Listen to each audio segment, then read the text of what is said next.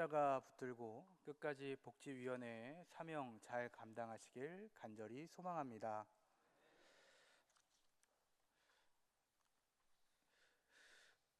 할렐루야. 지금 잘 들리시나요? 알겠습니다. 저는 잘 안 들려서 혹시나 해서 여쭤보니까 이 정도로 하면 잘 들리는 거죠? 안 들리는데 들린다 하는 거 아니죠? 할렐루야. 사랑하는 그리고 우리 모든 성도 여러분, 그리고 복지위원회 우리 여러분들 주님의 이름으로 환영합니다. 오늘은 고난주간 수요일입니다. 그리고 그 수요일 저녁입니다. 지난 종료주일의 환호와 외침 어느덧 사라져가고 십자가의 고난, 승리 혹은 어둠이 서서히 다가오는 시간입니다. 남은 고난주간의 나날들에 주님께서 십자가를 향해 걸으신 그 걸음을 조용히 따라가며 그 안에 담긴 하나님의 마음을 묵상하는 복지위원회와 모든 성도님들 되시기를 간절히 축복합니다. 오늘 우리가 함께 읽은 마가복음 11장 15절에서 19절까지의 말씀은 성전 정화의 사건으로 알려진 본문입니다. 예수님께서 예루살렘 성전에 들어가서 그것을 정화시킵니다. 가끔 이 본문을 마주할 때 무언가 어색한 감이 없지 않아 있습니다. 이유는 이러합니다. 거룩한 주님의 이미지와 상을 뒤엎는 분노의 모습이 우리 마음속에서 혹은 머릿속에서 충돌하기 때문입니다. 이 분노하시는 모습은 참으로 드문 장면입니다. 하지만 이 장면 속에는 단순한 분노를 넘어서는 하나님의 세심한 사랑과 하나님의 집을 향한 간절한 기대가 있음을 우리는 깨닫고 기억해야만 합니다. 화면 보시고 함께 읽어볼까요? 맨 위에 줄입니다. 시작. 내 집은 예수님께서 예루살렘에 들어가시고의 행적은 이러합니다. 예수님께서 예루살렘에 가까이와 이제 제자 둘을 보내십니다. 저 맞은편 마을로 가서 나귀 새끼를 이제 데려오라라고 하는 것이죠. 그곳에 가면 나귀 새끼가 묶여 있을 것이고 거기로 가면은 나귀 새끼를 데려올 수 있다. 제자들은 나귀를 찾아 예수님께로 데려옵니다. 예수님께서 그 나귀를 타고 예루살렘으로 들어가십니다. 수많은 사람들이 자기의 겉옷을, 또 다른 이들은 들에서 벤 나뭇가지를 길에 펴며 예수님의 길을 환영하며 맞이합니다. 앞에 가는 사람들 그리고 뒤에 따르는 사람들 모두 호산나 호산나 찬송하며 주의 이름으로 오시는 이를 열렬히 환호합니다. 그렇게 11절엔 오늘 읽진 않았지만 마가복음 11장 11절엔 예수님께서는 예루살렘에 이르러 성전에 들어가시어 모든 것을 둘러보시고 난 뒤에 날이 어두워져 예루살렘에 나와 다시 베다니로 가셨다라고 합니다. 하루를 묵고 그리고 잎사귀가 있는 한 무화과 나무를 보십니다. 시장했던 탓에 그 나무에 열매가 맺혀 있을까 하며 다가갔지만 잎사귀 외엔 아무것도 없었다라고 합니다. 하과든 제철 무화과든 아무것도 열리지가 않았습니다. 열매를 맺어야 할 무화과에 아무것도 없음에 예수님께서는 앞으로 이 무화과를 찾는 이는 없을 것이다 라고 말씀하십니다. 그리고 오늘 말씀으로 돌아와서 성전으로 다시 들어가시어 지난날 바로 전날에 모든 것들을 둘러보시며 그리고 제 각색입니다만 깊이 고민하고 분노했던 일들을 하나하나씩 해결해 갑니다. 예수님은 성전에 들어가시어 장사하는 자들을 내쫓으십니다. 그들의 상과 의자를 뒤엎으십니다. 그리고 나서 외치십니다. 함께 읽어보도록 하겠습니다. 마가복음 11장 17절입니다. 시작.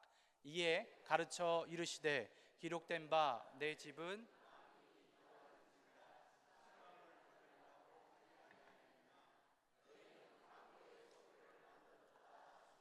아멘. 이 말씀은 이사야 56장 7절의 인용입니다. 이사야 56장 7절도 읽어보겠습니다. 시작. 내가 곧 그들을 나의 성산으로 인도하여 기도하는 내 집에서 그들을 기쁘게 할 것이며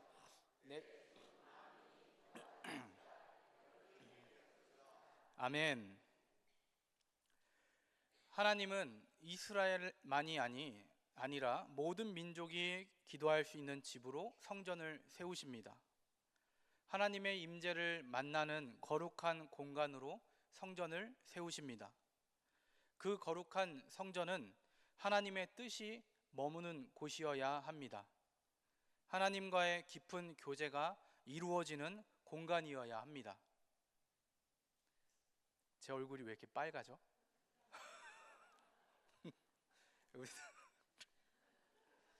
화면을 처음 봤는데 부끄러운가 이렇게 생각하시면 될 것 같습니다.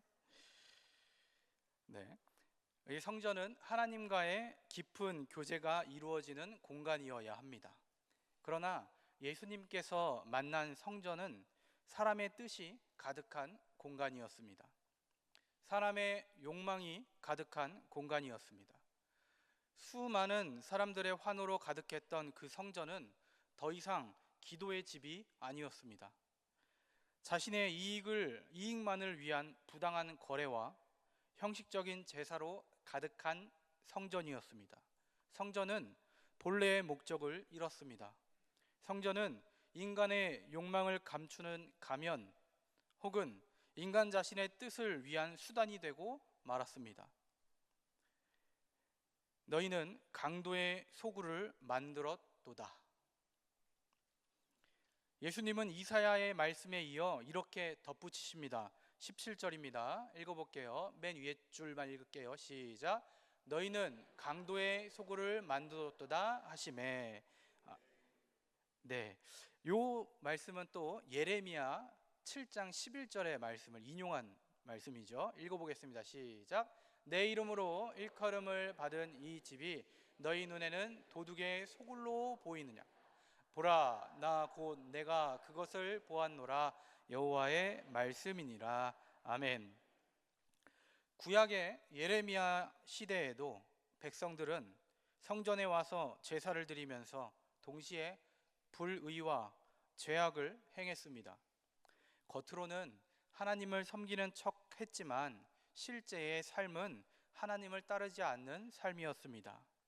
성전은 거룩함이 아닌 거짓과 위선, 불의와 배반의 은신처가 되었습니다.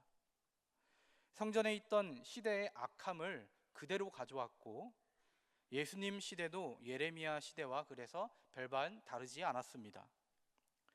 종교 지도자들은 성전을 통해 이익을 얻어갑니다. 이중적인 신앙, 형식은 있지만 진실이 없는 신앙, 그 속에서 예수님은 고민하고 고통하셨습니다. 그리곤 결단하고 행동하십니다.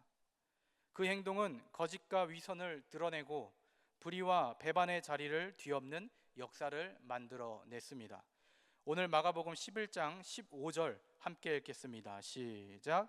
그들이 예루살렘에 들어가니라.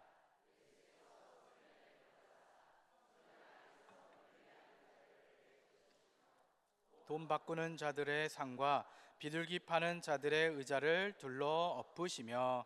아멘. 오늘 본문에서 이 본문 잠깐만 띄워놔 주세요. 네, 좋습니다.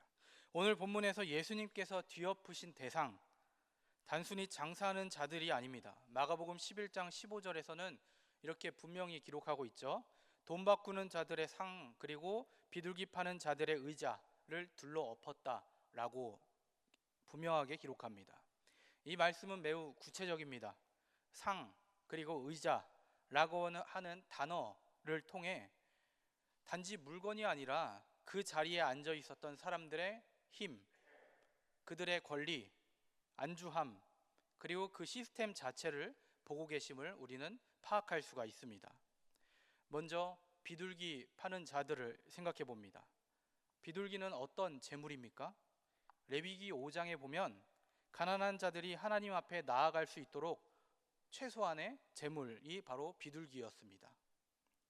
하나님은 누구도 예배로부터 소외되지 않도록 세심하게 배려하셨습니다. 그러나 당시 성전에서는 이 비둘기마저 돈벌이의 수단이 되었습니다. 소외된 자들을 위한 제물이 착취의 대상이 되었습니다.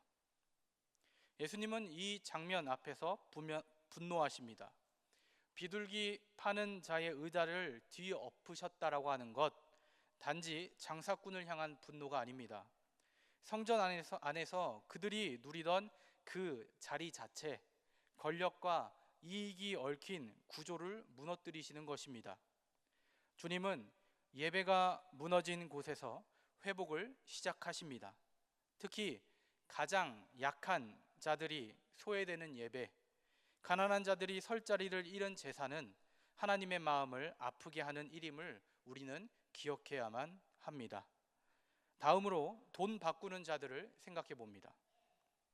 당시 성전에서는 로마 화폐를 사용할 수가 없었습니다. 황제의 이름이 새겨진 이방 화폐라고 하는 것은 부정한 것으로 간주합니다. 성전세를 내거나 헌금을 드리기 위해 그들만의 유대 화폐로 바꿔가야 합니다. 그래서 성전 입구에는 환전상이 있었고 외지에서 온 순례자들은 이들을 통해 환전을 했습니다. 더 나아가 오고 가며 더럽혀진 헌금을 깨끗한 돈으로 바꿔야 하는 일도 있었습니다. 문제는 이 환전 과정에서 지나치게 높은 수수료가 붙는다라는 것입니다. 하나님의 이름으로 예배에 참여하기 위해 돈을 바꿔야 하는데 그 과정에서는 누군가가 부당한 이득을 취득하고 있다는 것입니다. 이는 단순한 상업행위가 아닙니다. 하나님과 사람 사이에 놓인 욕심과 탐욕의 벽, 죄악의 벽을 쌓는 일이었습니다.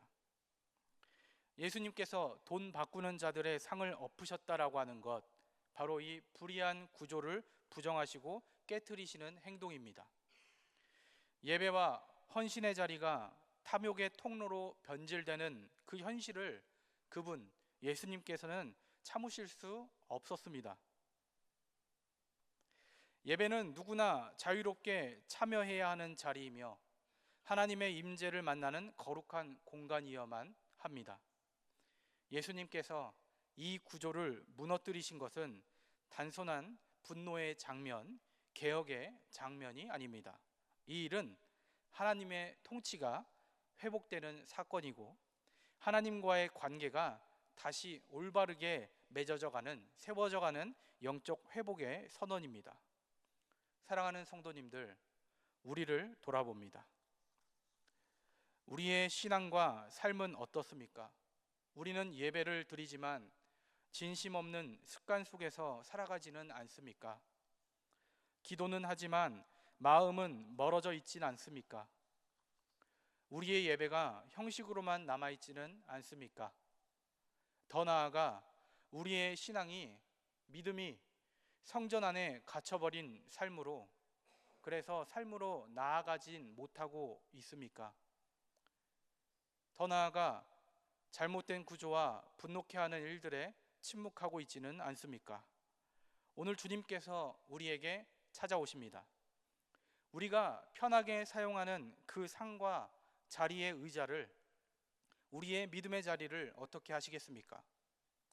우리 안에 탐욕, 위선, 습관화된 신앙을 주님께서 깨트리시도록 맡겨야 하고, 말씀에 예수님처럼 잘못된 일에 대해서는 우리도 말할 수 있어야 하고 바르게 잡아갈 수 있어야만 합니다. 사랑하는 성도 여러분, 오늘 본문 마지막 절은 짧지만 깊은 울림을 줍니다. 함께 읽어보겠습니다. 마가복음 11장 19절입니다. 시작. 그리고 날이 저물매 그들이 성 밖으로 나가더라. 아멘. 여기서의 그들은 예수님과 제자들을 말합니다. 예수님은 더 이상 그 성전에 머무르시지 않습니다. 하나님의 뜻이 거하지 않는 공간, 위선과 탐욕으로 가득한 곳, 불의가 벌어지는 그곳에 주님은 거하시지 않습니다. 마치 에스겔에서 하나님의 영광이 성전을 떠나는 모습과 같아 보입니다. 주님은 오늘도 우리에게 묻고 계십니다. 너희 안에 성전, 나의 임재가 머물 수 있는 곳이냐? 너희는 너희가 하나님의 성전인 것과 하나님의 성령이 너희 안에 계시는 것을 알지 못하느냐? 사도 바울은 또 이렇게 이야기합니다. 성전은 건물이 아닙니다. 바로 우리 예수 그리스도를 믿는 우리 한 사람 한 사람이 성전입니다. 성전 정화의 사건은 그 옛날에 있었던 과거의 사건이 아닙니다. 오늘 우리 안에서 일어나야 할 거룩한 정화의 순간이어야만 합니다. 우리의 마음, 우리의 가정, 우리의 공동체, 그리고 우리의 손길이 닿는 모든 곳, 그곳의 성전이 하나님 앞에 새롭게 세워져야 합니다. 기도하는 집, 하나님의 집인 이 성전, 그리고 우리의 몸과 우리가 모인 그 자리, 우리의 섬김의 자리를 무엇으로 채워 나가시겠습니까? 우리가 고백하는 이 찬양의 자리, 교제하는 자리, 함께 나누고 위하는 자리, 무엇 위에 서 계시겠습니까? 이번 고난주간에 남은 날들, 오늘 밤, 내일, 금요일, 예수님께서 나를 철저하게 파괴하시길 기도하십시다. 힘들고 괴롭고 슬플 것입니다.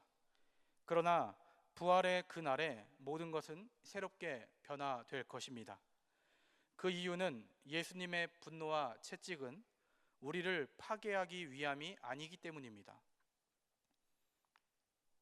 회복을 위한 사랑의 손길, 기도의 집으로 만들려고 하시는 은혜이기 때문입니다. 오늘 고난주간 수요일, 우리 각자의 성전을 주님 앞에 내어놓고 그 부활의 날 주의 은혜로 회복되어지는 여기에 모인 이 모든 예배자, 모든 성도님들, 그리고 사랑의 손길을 내어주시는 복지위원회 되기를 간절히 축복합니다. 말씀을 생각하며 침묵으로 잠시 기도하겠습니다.